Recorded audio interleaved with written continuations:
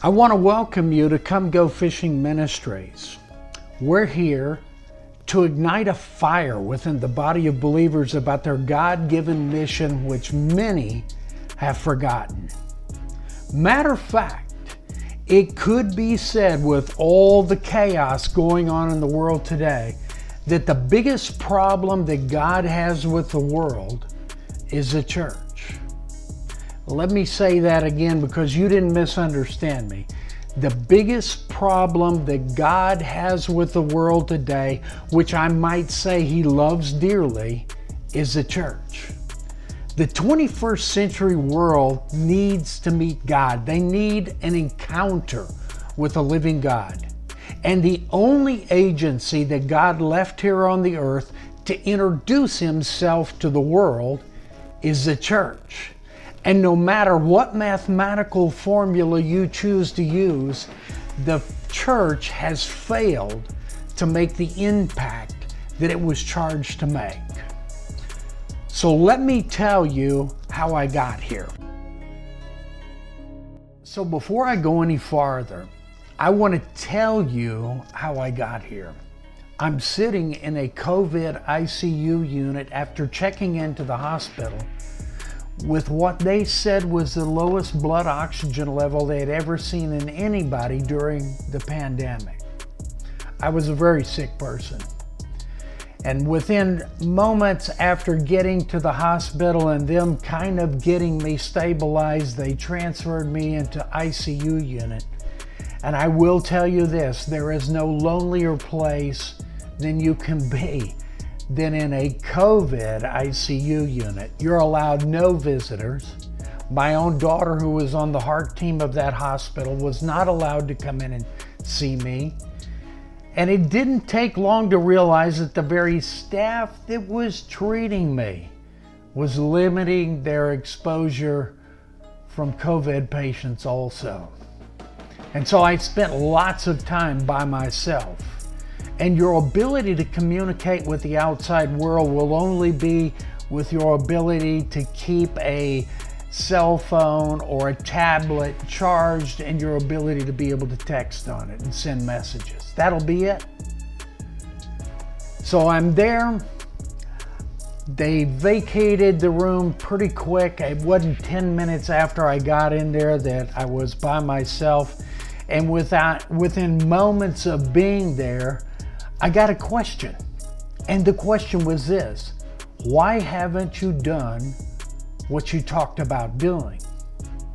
You can always kind of tell how important a question is because I immediately responded to the question, which meant it must have been a pretty important question because I said, well, the funding hadn't come through yet. And I got a response to that question by saying, well, I don't have a money problem, I got a message problem. Couldn't you have got the message out? And I responded by saying, I didn't have a platform from which to give the message. And after I finished answering that question, I got this last question. Well, pastors all over the world had their platforms taken from them when their churches were closed, but they're staying in touch with their people by sending them messages on social media. Can't you do that? And I responded, yes. I hadn't even thought about it. While I was having that conversation, my family was in the hospital parking lot consoling one another, thinking they'd seen me for their last time. Little did they know the conversation I had. So you can understand my son's reaction when I started texting him later that day about what equipment I need to reach you today on this device. So that message had to do with a conversation that I had with a gentleman many years ago. We had inadvertently been seated across from each other at a dinner, both of us being out of state. And sometime in the evening, he shared with me what he was involved with. He told me he was involved with 30 very successful businessmen, and that they were Christians, and that they had a burning desire within all of their lives to reach lost people for Jesus Christ. And it was with that desire that they set up an account of a percentage of their profits would go into a secret fund just for those purposes. And the gentleman seated across from me was the guy responsible for dispersing those funds. He then told me that he had $368 million at that point in the fund. And he said that he had global faith-based ministries all over the world, and some of them he was funding, and some of them were in countries that our country had deemed terrorist nations. And it was when the transfer of the money was to go to those places that it sent up red flags, and all the funds were frozen, and that's where it is today. But at some point in the conversation, he began to tell me of his vision in the United States. And that's kind of where I came in to the picture, because it was during that time that he asked me what I thought about his vision. And I said, hey, the vision is good, but here's the problem that I see. The prescription for reaching lost people was given to the local church, and it was not by accident. It was because they have the ability, like nobody else, to nurture, disciple, and help people with their growth and create an environment that they can draw strength from. And I said, if you want to make a large impact, you have to involve the local church. And at some point in that conversation, he asked me, what would you do if you had $50 million? And it was within that discussion that we decided, or he decided, that he was going to involve me in that process. And so that's why I'm here today, as I began to discuss with him the issues, and that I told him using the local church is very important, but therein lies the problem that God has with the world today. It's the church, and the church not engaging to the point of being evangelistic the way they should. And that is where the problem is created. For God's desire is that no one perish. And you have to believe that.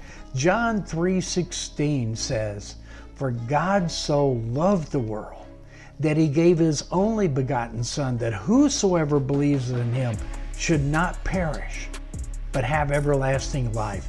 Then in the next verse, he said, God sent not his Son into the world to condemn the world, but that the world through him might be saved. That's his desire. Is that the church's desire? Is that what you see in the local church? Therein lies the problem.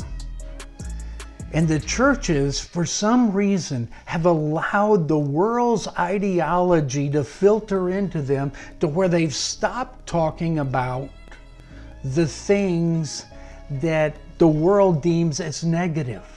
And it seems like everything that used to be wrong is okay, and everything that used to be right is now being questionable. And the biggest issue we have in this country, I blame sometimes on the educational system, especially the university, where they've created emotional hemophiliacs, where people are more concerned about their sensitivities, and it's the elevation of sensitivities over truth. And parents are afraid to use their authority over their children for fear that they might damage their spirit.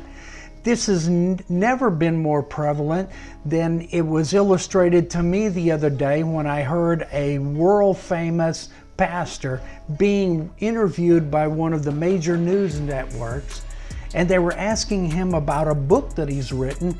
And it was amazing that the interviewer said, hey, you know, I noticed that in your books you never mention hell. And he goes, well, I like to major in the positives and encourage people, and I really don't want to talk about the negatives. And he goes, well, is that really fair to the readers, to the people that you speak to? It's amazing that the interviewer knew that there were consequences for bad behavior. And the church has quit talking about that.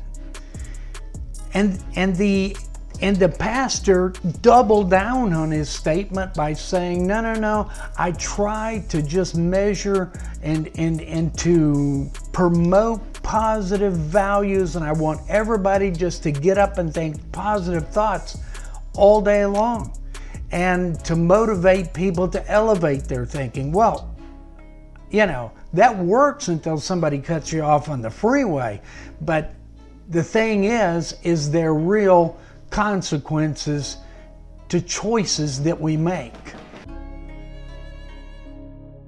So, no one's going to hell anymore. That's the way it seems. When you hear people refer to loved ones that have passed on, whether it be on your television set, in movies, people that you meet, they always refer to loved ones as looking down on them, encouraging them, helping them, interceding in their life almost. And that can't be farther from the truth than anything. The scripture refers to that path to heaven as being narrow and limited. The path to death and destruction very wide. But that doesn't fit in the narrative today. Then the other thing that I found very interesting recently is they said in the song that is sung in over 51% of all the funerals in the United States is what? None other than Frank Sinatra's song, I Did It My Way. So you can see that if the church is out there becoming the salt, preserving rottenness, preserving wrong thinking, confronting, standing in the gap, the church has failed to make the impact it was charged to make. So let me illustrate where I think the problem really lies. I had just left the church where I'd been associate pastor in a church that Time magazine of that moment said and listed it in the 10 fastest growing churches in America. And it's because they were invested in doing the right things. I had gone back to the denomination that I had been raised in, that I had gone to their university. I had equipped myself for the ministry under their leadership, and I was going back to that denomination to take up a role and as a pastor. And I hadn't been back more than a week than I was told that my presence was needed at a pastoral convention in San Diego at the university of that denomination. And so I journeyed there. To my surprise, when I got there, the keynote speaker that night was none other than a guy that I'd seen on the TV for like 8 months straight, telling us how great his computer systems were. He actually owned a computer company, and back then there were not as many computer companies as there are now. There were like 3 major people, and he was one of them. He was the CFO of one of these computer companies, and he had been all over the screens putting up advertisements for years. I thought it was really interesting that he was the keynote speaker, and all these pastors were gathered from all over Southern California to listen to him. And he stood up before us and he said, I asked 100 pastors a question. I told them I wanted their answer immediately. And he said, I want to ask you that same question tonight. And the question is, what business are you in? And he said 54 of those people said, wow, I never looked at it that way. He said 40 of them said, wow, that's a great question. He said, I know it is. That's why I ask it. And he said only 7 could give him an answer of something about the Great Commission, reaching the lost, and the edification or the building up of those that have been found and brought into a right relationship with Jesus Christ. He said, that's okay if you don't have the answer. Here's the real way to see what you're about, because a lot of people talk it, but don't do it. But he says, what we're going to do is we'll go to your board meetings and your committee meetings, and what you talk about more than anything else is what you're about. And he said, because I'm part of your denomination, I've sat on your boards, I've been in your committee meetings, I've been in your staff meetings, I've arrived at what I think you're about. He said, I think you have something to do with interior designs, because you talk a lot about furniture, carpet colors, paint colors, drapes, where a picture can be placed, where it can't be placed, the procedures for hanging a picture, and the approval necessary to do that. And he said it even gets into the plants outside. He said it's either that or you got something to do with finance, because you talk a lot about money or the lack of it and how to get more. But he said, let me tell you what it's not. He said, it's not about reaching lost people. God's desire is that none should perish, and he has commissioned the church to go and make disciples. And he refers to the lost of this world, those that don't know him personally, as the harvest. And in talking about the harvest, he says they're ready. The fields are white unto the harvest. Go in and fight them. So the problem we have with the harvest is actually a labor problem. And in referring to the labor force in Scripture, he's referring to the church. And the church has missed the mark in what they were to focus on. There's an old saying that goes something like this: the intensity of your search will be determined by the value that you place on the item. No value, no search. I want you to see, though, in Scripture, when I was in college, there was a course called hermeneutics. That's a big word for understanding Scripture, the interpretation of Scripture, and how it fits together.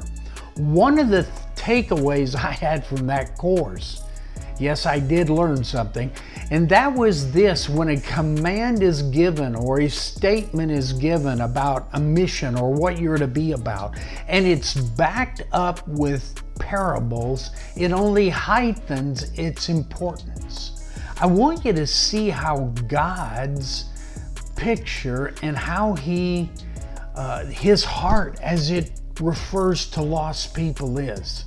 In Luke, the 15th chapter, he gives 3 pictures, 3 stories, 3 parables that refer to God's desire for lost people, where his heart is regarding lost people. The first one is about a man who had 100 sheep, and one of them is lost. We don't know how it got lost. We just found out that it was lost. And the scripture said that he left the 99 and went and looked for the lost one and didn't give up until he found it. I know that sounds crazy about jeopardizing the 99 to go find that lost one, unless that lost one is you. Then it takes on an entirely different message, and that's the one he wants to get to you today. If you're that lost person, he's looking. He's looking to find you. And the scripture says that when he found that lost sheep and brought it back to the fold, that he rejoiced with the other people about that one that was lost and now is found. The second story is about somebody who had a valuable coin and they lost it in their house, and how they turned the place upside down to find that coin. I've never had a coin that's valued like that, but I'll tell you what I have had, and that's a TV remote. And I've turned a house upside down before looking for that remote. Jesus Christ, when he taught, he was so relevant to what people associated with, that I think today, if he was speaking to us personally, he would be referring to that remote. Because there are TVs now you can't even access without a remote. I've created some heartache for my kids after they created some heartache for me. I would come home after a long day's work where they had been home watching the TV with friends, and the remote got put somewhere and no one could find it. And as they were getting ready to go out in the evening, I said, no one's going anywhere until we find that remote.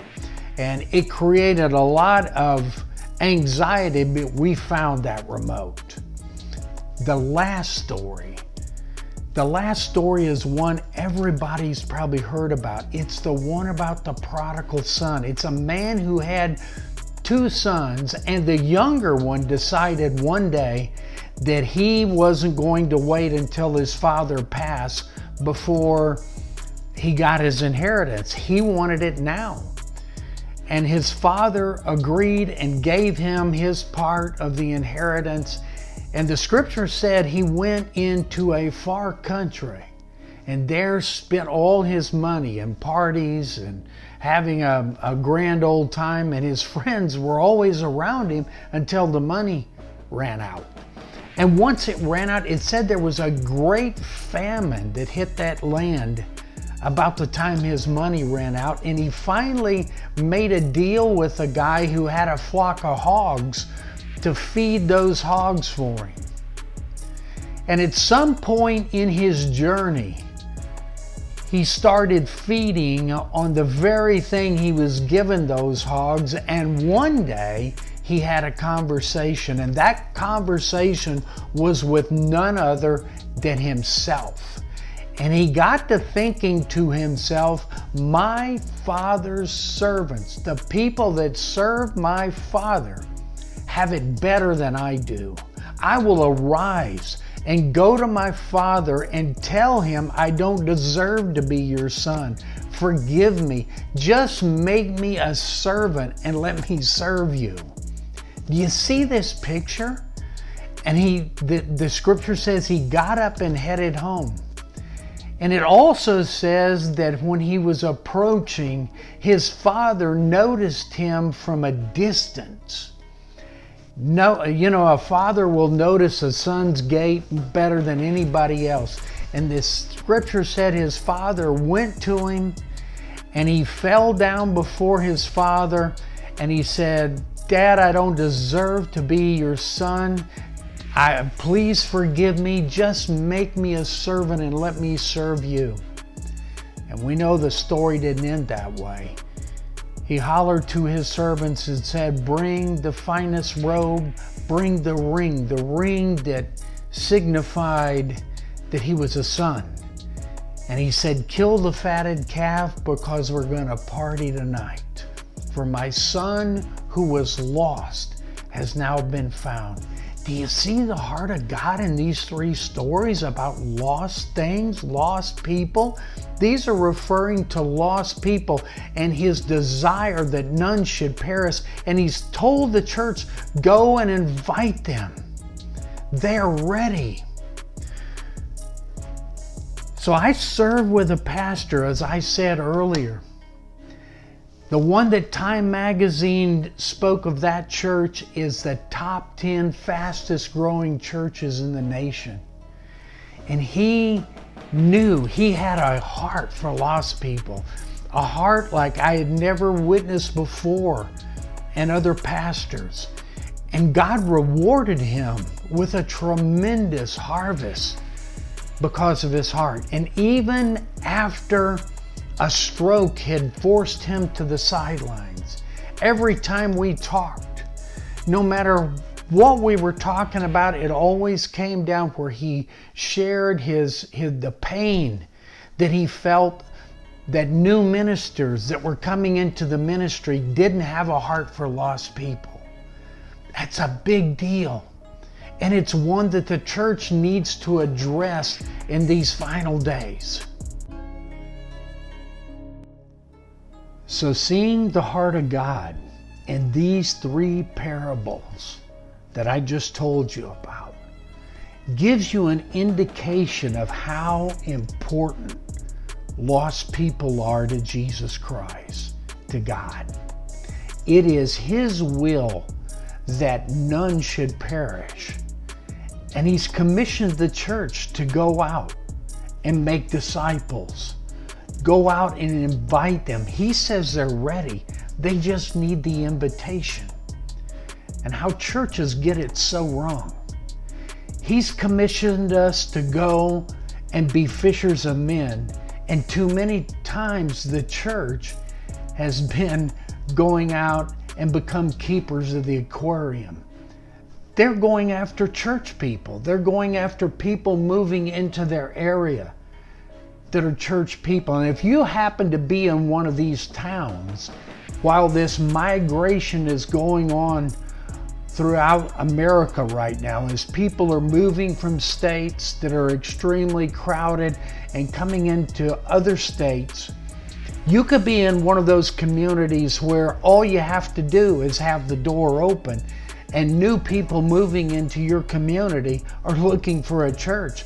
And the church sometimes gets caught up in thinking that they're accomplishing the Great Commission because the numbers are rising, and actually a little analysis shows that they're not lost people, but they're church people looking for a new home.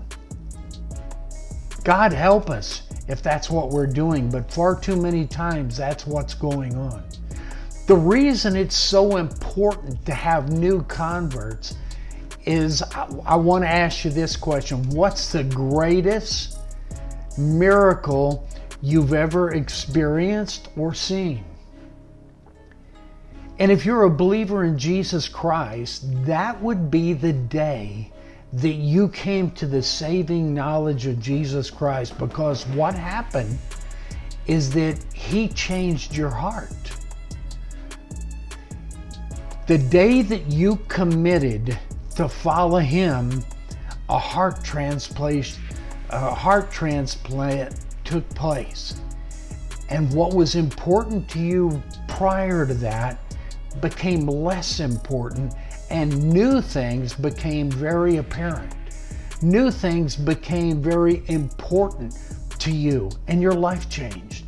There is no greater miracle anywhere.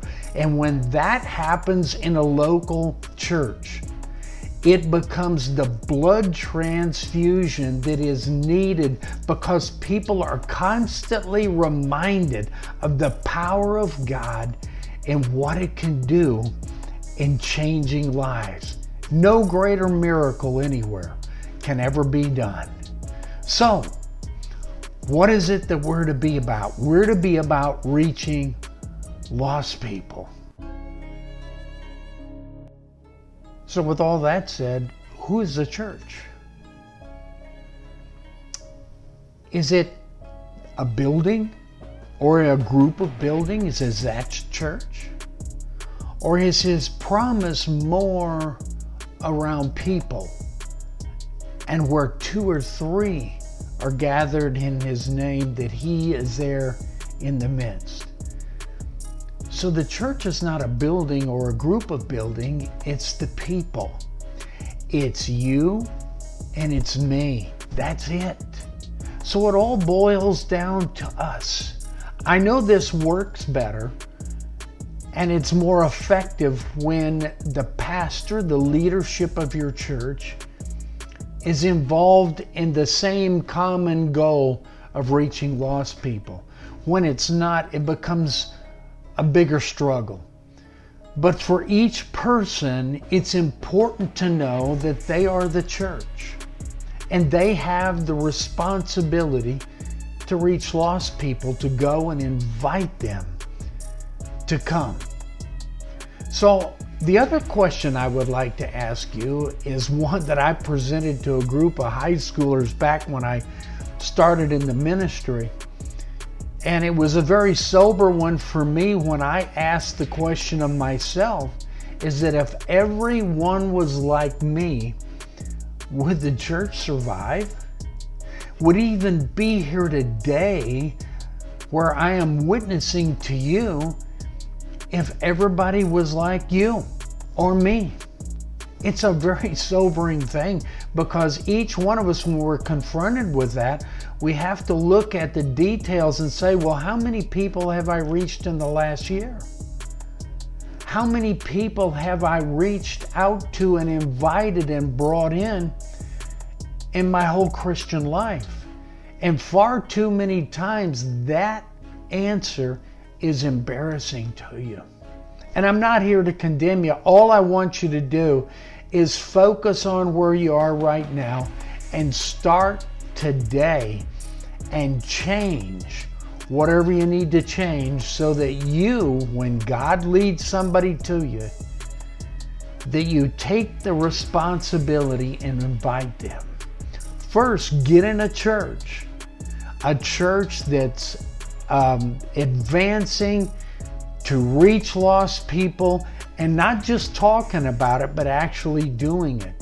And then what happens is the programs within that body will be created so that it will attract new people to them.